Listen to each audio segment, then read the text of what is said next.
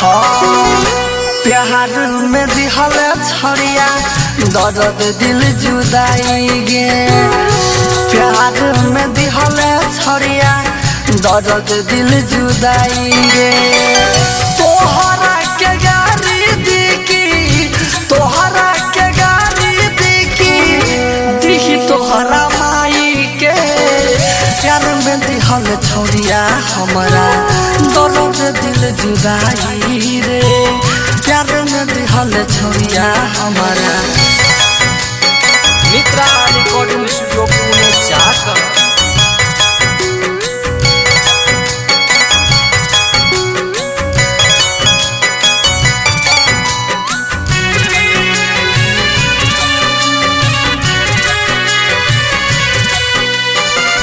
छोड़ी जात बारू रानी पियावा के देश में। छोड़ी जात बारू रानी पियावा के देश में। जानो से ज्यादा कोइले रहो तू प्यार हो। तब काहे कोइलो हमारा दिल से खेलवार हो। जानो से ज्यादा कोइले रहो तू प्यार हो। तब काहे कोइलो हमारा दिल से खेलवार हो। दिहल तोहफा हमरा दिहल तोहफा हमरा दिहलो रख तू मिलाई रे। प्यार में दिहल छड़िया हमारा दर्द दिल जुदाई रे। प्यार में दिहल छड़िया हमारा दर्द दिल जुदाई रे।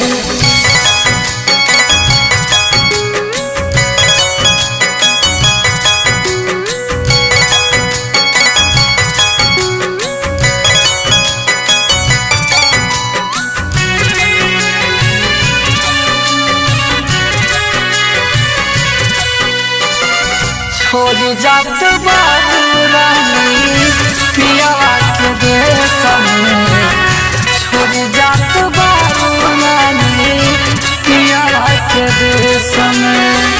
राइटर यार के पीरोवे खून के आंसू गे।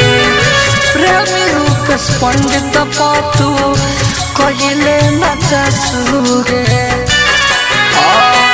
राइटर यार के पीरोए खून के आंसू गे। प्रेमी रूप पंडित पातू कहिले नचसू गे। छोटे लाल हुकुम के छोटे लाल हुकुम के खुश रहबे घर जाई रे। प्यार में दिहल छड़िया हमारा दर्द दिल जुदाई रे। प्यार में दिहल छड़िया हमारा दर्द दिल जुदाई रे। मित्रा रिकॉर्डिंग स्टूडियो पुणे जाकर